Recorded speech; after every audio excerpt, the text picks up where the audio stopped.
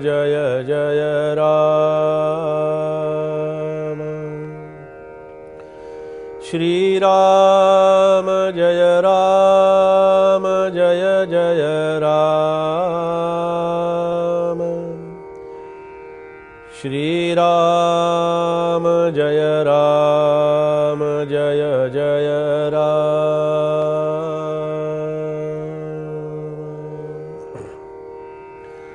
श्रीराम समर्थ श्रीराम। धीरपणे उपमो जगती, तरी हेही खचेल कल्पांती। म्हणून धीरत्वास दृष्टांती, हीन वसुंधरा श्रीराम।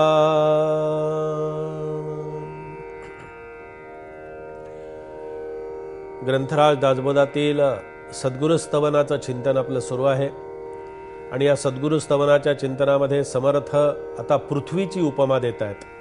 म्हणजे असे विषय समर्थांनी काढलेले आहेत की जे या पृथ्वी तलावरती, या भूतलावरती, या विश्वामध्ये, या जगामध्ये, या सृष्टीमध्ये जे अत्यंत विशाल आहेत, व्यापक आहेत, मोठेपणा, हिमालय, सागर, क्षीरसागर, पृथ्वी, मेरू पर्वत, या सगळ्या उपमा अशासाठी दिलेल्या आहेत की हे सगळं नावाजलेलं, माहिती असलेलं आणि अत्यंत व्यापक अशा प्रकारचं मोठं जे काही आहे तत्व किंवा मोठ्या ज्या काही गोष्टी आपण नेहमी ऐकत असतो। तर हिमालयाची उंची आपण त्याला अनेक प्रकाराने उपमा देत असतो।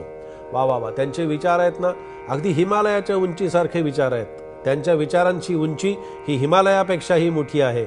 सागराची त्यांची अंतःकरणाचं त्यांचं व्यापकत्व हे सागराप्रमाणे खुलं आहे असे आपण ऐकत असतो। वल्गना चाललेली असते आणि ती एकमेकाबद्दल छान सुंदर अशा प्रकारचा संवाद चाललेला असतो। हे व्यवहारामध्ये पाहतो आपण, पण इथे समर्थ सद्गुरु तत्वाशी त्याचं नातं जोडतायत किंवा त्याच्याशी तो विषय समजावून देण्यासाठी आपल्याला प्रयत्न करतायत। आपण एक लक्षात ठेवावं की आता पृथ्वीची उदाहरण त्यांनी समर्थांनी दिलेलं आहे की धीरपणे उपमो जगती। आता ही पृथ्वी जी आहे, सद्गुरु हा पृथ्वीसारखा निश्चल, निर्भर, गंभीर नाही, तर सद्गुरु हे अभंग आहेत, अखंड आहेत। आणि पृथ्वी तर कल्पांताच्या वेळेला पृथ्वीचा नाश आहे, कल्पांतानंतर पृथ्वी शिल्लक राहत नाही, पृथ्वी शिल्लक राहणार नाही। मग जे तत्व शिल्लक राहणारच नाही त्या तत्वाची उपमा सद्गुरु तत्वानं कशी देणार? सद्गुरु तत्व अशा प्रकारचं आहे का की जे कधीतरी संपणार आहे, जे कधीतरी नाशिवंत आहे, असं तत्व ते नाही। म्हणून त्या सद्गुरु तत्वाला आपण या पृथ्वीचीही उपमा त्यासाठी देऊ शकत नाही, कारण पृथ्वी ही नाश पावणारी आहे। ते धीर गंभीर जरी असले तरी सुद्धा त्यांच्यामध्ये असणारी अंतःकरणामध्ये जी सुंदर अशा प्रकारची कोमलता आहे, ही कोमलता आपण नेहमी जाणवली पाहिजे, आपल्याला जाणली पाहिजे। परमात्मा कसा आहे आपल्याला सांगतो। परमात्म्याचा आवाज हा अत्यंत हळूवार आहे, परमात्म्याची कृती ही अत्यंत साधेपणाची आहे। म्हणून आपण लक्षात ठेवा की अंतरात्म्याचा आवाज हळूवार असल्यामुळे आणि ही हळूवारता त्याच्यामध्ये असल्यामुळे ऐकणं इतकं ते सोपं असत नाही। सोपं अशा दृष्टीने असत नाही की माझ्या मनाचा सतत अशा प्रकारानं कलह आतमध्ये माजलेला आहे, मनामध्ये वेगवेगळ्या प्रकारचे विषय माझ्या मनामध्ये भरलेले आहेत आणि मनामध्ये सतत माझी कुठली ना कुठली तरी बडबडही चाललेली आहे आणि गडबडही चाललेली आहे। प्रत्येकाच्या मनामध्ये काही ना काहीतरी विषयांची बडबड आतून चाललेली असते। आपल्याला माहितीसाठी सांगतो, माणूस स्वतःशी स्वतः बोलत असतो पण दुसऱ्याला जाणवत नाही। आपण आपल्याशी आतमधून सतत संवाद साधत असतो, आपलं बोलणं आतमध्ये चालू असतं, पण ते बोलणं जे असतं ना, वयस्कर मंडळी असतात ना, त्यांना एका ठराविक विशिष्ट वयाच्या मर्यादा ओलांडल्यानंतर ते असे बोलत असतात, बडबडत असतात, आपल्याला दिसत असतं, आपण पाहत असतो, ऐकतही असतो की ही व्यक्ती बडबड करते, ही व्यक्ती काहीतरी बोलतीये। झोपेतही बडबडतात, जागेपणीही बडबडतात। पण माणूस कसा आहे पहा, माणूस स्वतः बडबडतो आणि गडबडतो। या बडबडीमुळे आणि गडबडीमुळे काय होतं की अंतरात्म्याचा आवाज आम्हाला ऐकायला येत नाही, ही अध्यात्मामध्ये सगळ्यात मोठी गडबड होऊन बसते।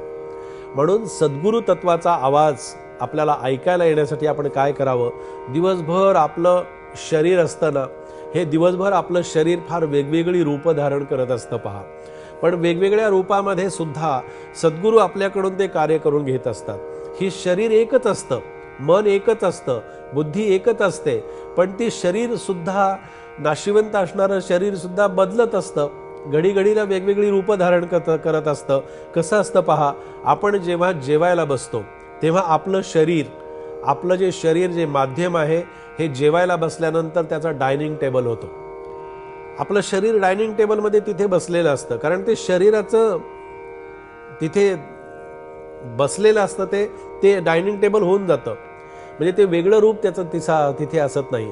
म्हणजे जेवायला बसल्यानंतर डायनिंग टेबल त्याचं होणं, आणि शाळा कॉलेजमध्ये जातो तेव्हा त्याचं क्लासरूममध्ये रूपांतर होणं, आणि रात्री जेव्हा तो विश्रांतीला जातो हेच शरीर.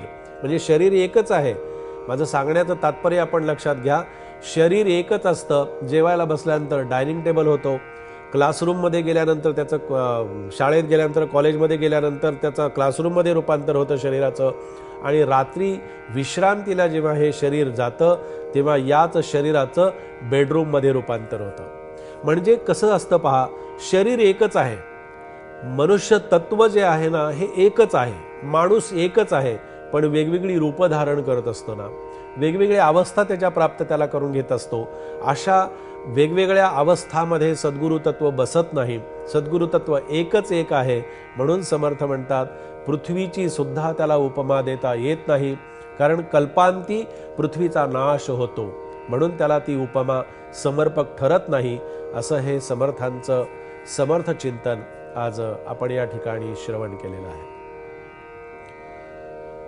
जय जय रघुवीर समर्थ.